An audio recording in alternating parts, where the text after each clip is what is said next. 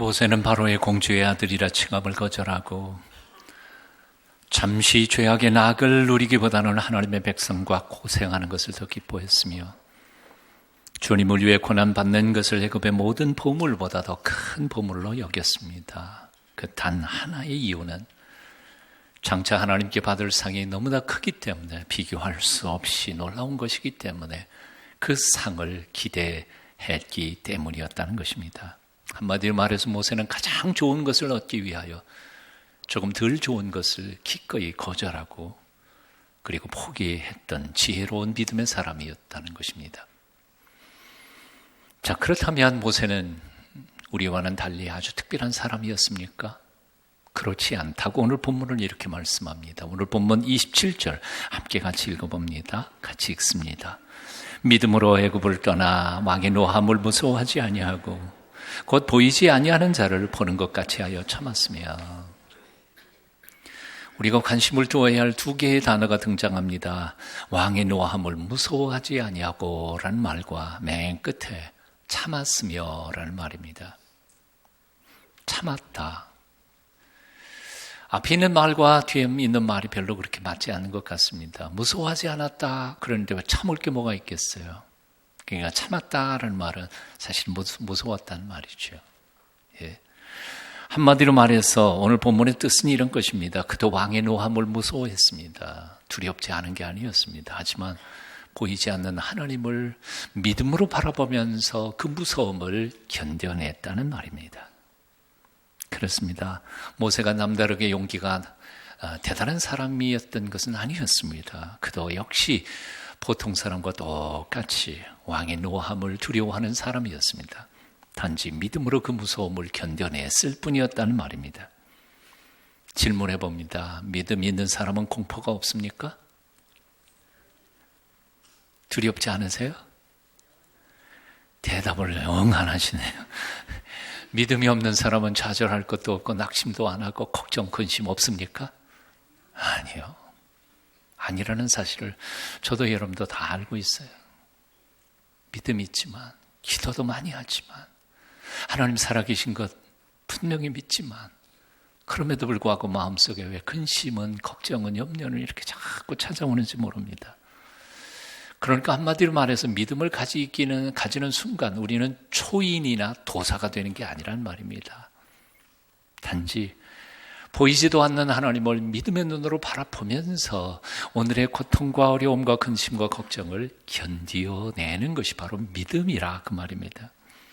바로 이런 이유 때문에 이사야는 이렇게 말한 겁니다. 여호와를 앙망하는 자는 새 힘을 얻으리니 우러를 바랄망. 우러러 바라보는 사람은 새 힘을 얻는다.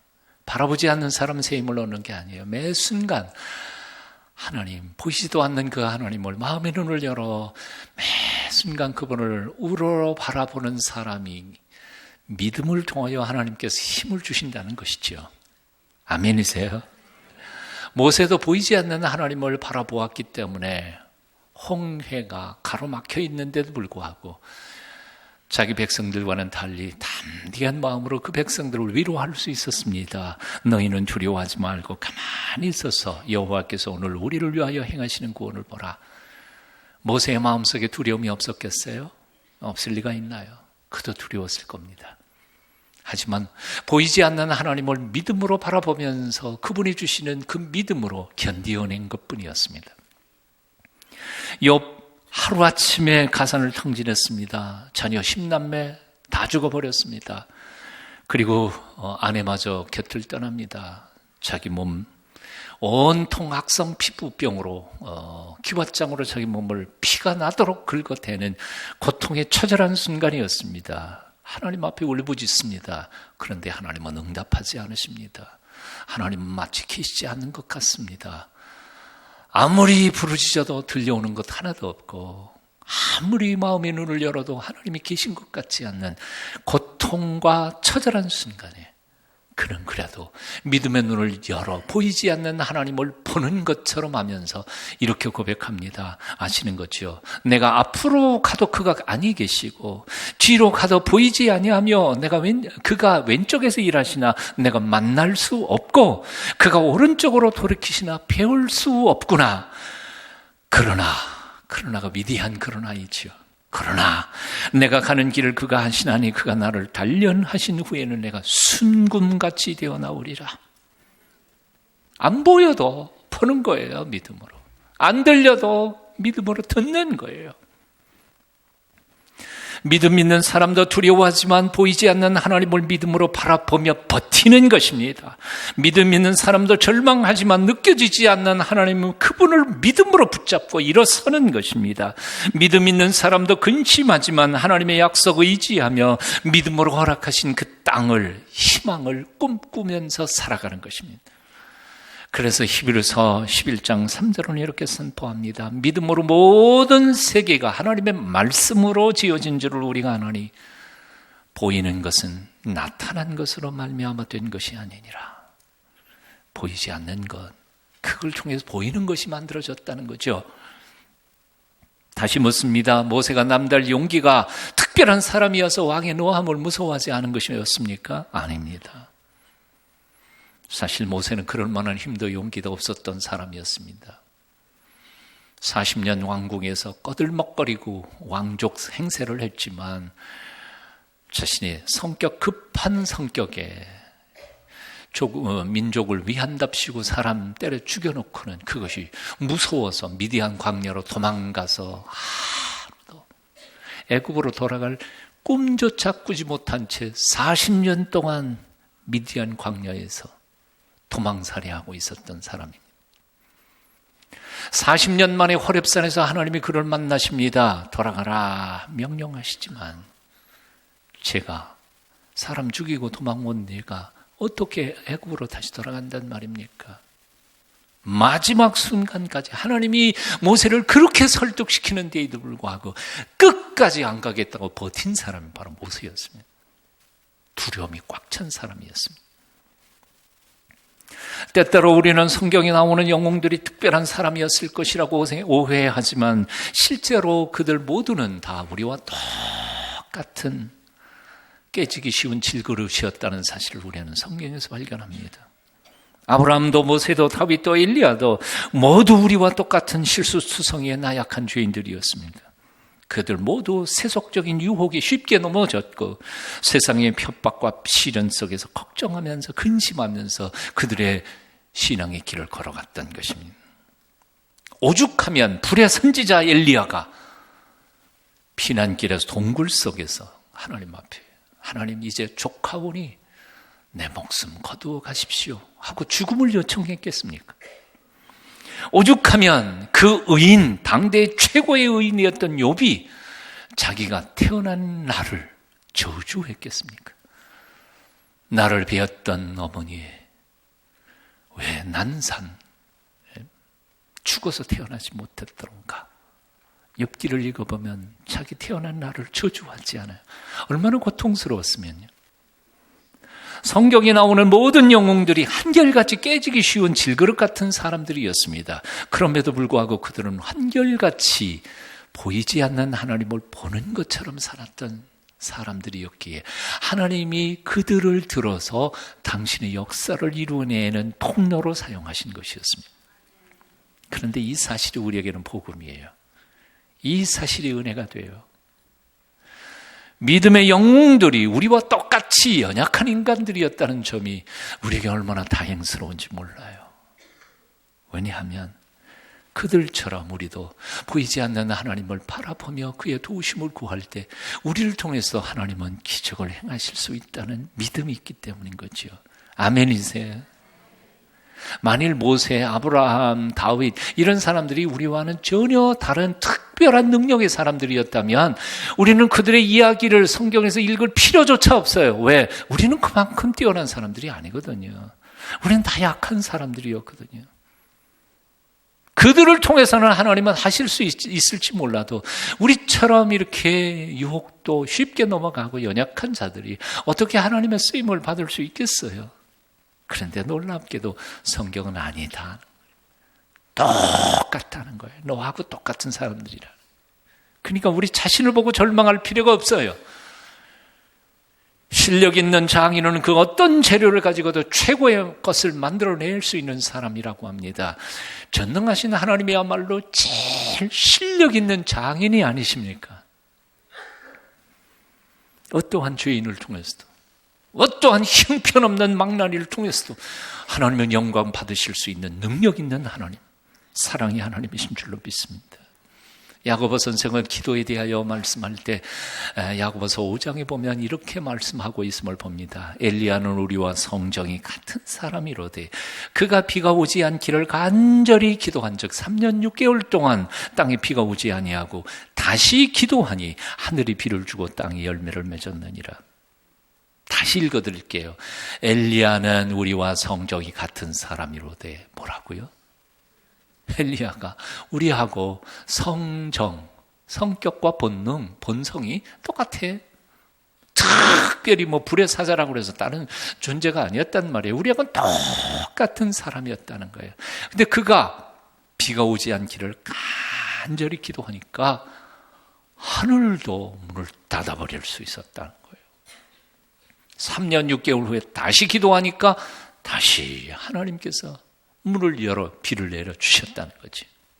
이 얘기는 무슨 얘기인고 하니 우리도 하나님 앞에 정말 하나님의 섭리와 경륜이 내 삶에 이루어지기를 갈망하는 마음으로 간절히 기도할 때 이 엘리야처럼 기도의 기적을 이루어낼 수 있다는 약속입니다. 아멘 5명밖에 안 하셨어. 아멘이세요? 기도의 능력을 믿어야 해요. 나 같은 걸 통해서 하나님이 기도의 역사를 이루어 주실 줄 믿어야 한다 그 말이에요. 실로 우리는 모두 다 연약한 존재들입니다. 한없이 깨지기 쉽고 포기가 빠른 사람들입니다. 조금만 어려움을 만나도 두려워하고 낙심하는 사람들입니다. 나 자신을 봐서는 희망이 없어 보이는 어쩔 수 없이 연약한 자들입니다. 하지만 우리 자신에게 소망을 두지 않고 눈에 보이는 것에 매이지 않고 오직 보이진 않지만 전능하신 하나님, 나를 사랑하신 그 하나님을 우러러 바라보면서 믿음으로 행할 때 하나님께서는 우리를 통해서 기적을 행하실 줄 믿는다 그 말입니다. 믿으십니까? 믿으셔야 합니다. 사도 바울은 이렇게 선포했습니다. 이 모든 일에 우리를 사랑하시는 이로 말미암아 우리가 넉넉히 이기느니라. 한번 따라해 보시죠. 우리가 넉넉히 이기느니라. 보통은 이 말씀만 생각해요. 넉넉히 이기는 게 좋거든요. 그런데 그 앞에 전제 조건이 있어요. 누구 때문에 우리가 넉넉히 이겨요? 그 앞에 보면 이 모든 일에 우리를 사랑하시는 이로 말미암아, 우리를 사랑하시는 그분 때문에 우리가 넉넉히 이기는 거지, 우리가 능력이 있고 재주가 많고 똑똑해서 우리를 통해 우리가 넉넉히 이기는 게 아니란 말이에요. 우리를 사랑하시는 이로 말미암아, 하나님 때문에 우리가 이기는 거예요. 예수님 때문에 우리가 이길 수 있다는 거예요. 그러니까 나 들여다보면서 낙심하고 절망할 필요가 없다 그 말이에요. 그분 바라보라는 거죠. 내가 이길 수 있는 건 아니에요. 내가 할 수 있는 것은 아무것도 없어요. 물론 결정적인 순간에요. 내가 할 수 있는 게 꽤 많은 것 같아도요, 사실은 결정적인 인생의 위기에 부딪히면요, 할 수 있는 게 아무것도 없어요. 아무것도 없어요. 사랑하는 여러분, 요즘 두렵습니까? 근심, 걱정이 여러분의 마음을 스쳐 지나가십니까? 당연한 겁니다.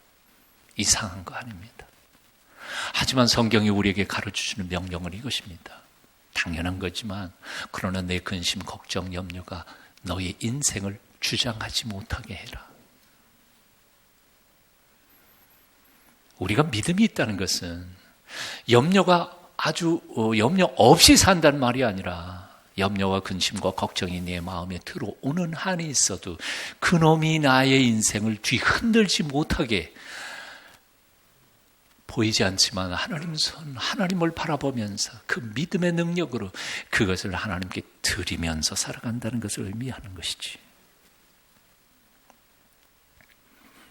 근심, 걱정, 두려움이 나를 붙잡아 뒤흔들려고 할 때마다 마음의 눈을 열어 하늘의 아버지를 바라보시기를 축원합니다. 온 세상을 복되고 아름답게 지으신 하나님, 오늘도 그 창조의 능력으로 우리 인생길을 인도하시고 나를 붙들어 주시는 그 하나님, 하나밖에 없는 아들까지도 아끼지 않고 내어 주시기까지 사랑하신 그 사랑의 아버지 하나님, 그분을 마음의 눈을 열어 바라볼 때 하나님께서는 그 모든 두려움과 근심과 걱정을 이길 넉넉한 믿음을 우리에게 공급하여 주실 줄로 믿습니다. 사순절 계속되고 있습니다. 잠언 8장 17절을 이렇게 말씀합니다. 나를 사랑하는 자들이 나의 사랑을 입으며 나를 간절히 찾는 자가 나를 만날 것이니라. 다시 질문할게요. 누가 하나님의 사랑을 받습니까? 누가 하나님을 만날 수 있습니까? 나를 사랑하는 자들이 나의 사랑을 입으며 나를 간절히 찾는 자가 나를 만날 것이라. 가만히 있으면 하나님이 우리에게 찾아오신다는 말이 아니에요. 세상만 죽도록 사랑하면서 썩어질 것만 추구하면서 사랑하는데 하나님께서 우리를 물론 사랑하시겠죠. 사랑하지 않는다는 말이 아니에요. 하나님과 각별한 관계를 맺으면서 그분이 나와 함께 계시는 것을 느끼면서 감격적인 신앙생활을 할 수 있을 것 같아요? 못한다는 말이에요. 다시 잘 들어보십시오. 나를 사랑하는 자들이 나의 사랑을 입으며 나를 간절히 찾는 자가 나를 만날 것이라. 사순절 기간 동안 절반 남았는데요, 정말 하나님을 간절히 찾는 하나님의 사람들이 되시기를 축원합니다. 이제까지는 내가 세상만 너무 사랑했지만 이젠 정말 하나님을 사랑하려고 몸부림치고 애써 보시기를 바랍니다. 눈에 보이는 재물과 권력만을 의지하는 사람은 그 부와 힘이 사라져버리는 순간 낙심할 수밖에 없습니다. 하지만 영원토록 시들지 않는 내면의 아름다움과 영원한 천국의 보화를 바라보는 사람은 세상의 어떤 시련과 역경 속에서 끝까지 당당하게 살아갈 수 있을 줄로 믿습니다. 이렇게 묻습니다. 오늘 여러분은 지금 무엇을 바라보고 계십니까? 눈에 보이는 분노에 찬 바로 왕입니까? 아니면 눈에는 보이지 않지만 오늘도 우리의 마음 가운데 임재하여 오시면서 우리의 인생길을 인도하시는 자유로운 우리 사랑의 하나님 여호와, 그분의 얼굴입니까? 한동대 총장을 지낸 김영길 박사, 금속공학 또 재래공학 전공한 과학자였지 않아요? 나사에서 연구원으로, 카이스트에서 또 교수로 지냈던 신생지방대학 한동대를 10년 만에 명문으로 바꿔놓은 사람 아닙니까? 기적이라고 그러죠. 그 비결을 어떤 사람이 그의 비전 때문이었다고 그러네요. 그의 비전이, 김영길 박사의 비전이 뭐냐? 한 줄로 이렇게 써 있더라고요. 보이지 않는 것을 볼 수 있는 지도자를 키워낸, 그게 자신의 비전이라는 거예요. 보이지 않는 것을 볼 수 있는 지도자. 이게 진짜 지도자라는 거죠. 보이는 것 보는 거는 누구든지 다 할 수 있어요. 보이지 않는 것을 보는, 꿈꾸는 비전을 가진 지도자를 키우는 게 그의 비전이었다는 거예요.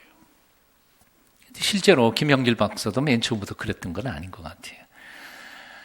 예, 전도받고 성경을 읽기 시작했습니다. 청년 시절에요. 예, 요한복음 2장 읽었는데 예수님께서 물로 포도주를 만든 기적이 나왔습니다. 그걸 보자마자 상온, 보통 기온에서 이런 식의 화학 반응은 절대로 일어나지 않는다. 이건 과학적으로 말도 안 되는 거짓말이다. 그리고 또 요한복음 쭉 읽어가다가 요한복음 6장에서 오병이어의 기적이 나왔습니다. 질량 보존의 법칙에 의하면 이건 말도 안 되는 것이다. 그래서 성경은 비과학적이고 믿을 수 없는 책이라고 그냥 덮어버리고 거절했어요. 그랬던 사람이에요. 근데 미국에서 나사에서 좋은 신앙 과학자들도 만나고 미국의 대학에서 교수로 활동하던 그 순간에 아주 좋은 신앙의 사람들을 만나서 자기도 살아계신 예수 그리스도, 눈에는 보이지 않지만 그 예수님을 만납니다. 마음속에 그분을 영접합니다. 그리고는 회개합니다. 보이지 않는다고 없다고 믿었던 저의 불신을 용서해 주시옵소서. 그리고 그는 이 땅에 돌아온 후에 한동대의 비전을 그렇게 만든 겁니다. 보이지 않는 것을 볼 수 있는 지도자들을 키워내야 한다. 보이는 것을 보는 것은 누구나 다 합니다. 보이지 않는 것을 볼 수 있는 그 눈을 가진 사람들이야말로 온전한 지도자가 될 수 있을 줄로 믿습니다. 보이지 않는 하나님을 믿음으로 바라보던 모세, 6월절 밤에 임하는 보이지 않는 죽음의 사자까지도 바라보며 하나님께서 명하신 6월절 예식을 온전히 행합니다. 이 얘기도 할 얘기가 많지만 그럼 시간 많이 걸리니까 제가 이동원 목사님이 동화책처럼 참 재밌게 쓴 글이 하나 있어요. 그래서 제가 그냥 대신 읽어드리려고 합니다. 한번 들어보십시오. 무서운 하나님의 심판과 재앙이 내리던 애굽 땅 어느 골목을 들어갑니다. 첫 번째 집에서 이런 대화가 들려옵니다. 아버지, 양 잡아서 피를 발랐나요? 이 집 아버지는 참 똑똑한 사람이었습니다. 그 아버지가 말하기를, 얘야, 그까지 피를 바른다고 하나님이 죽일 사람을 살리고 안 바른다고 살 사람을 죽이시겠냐?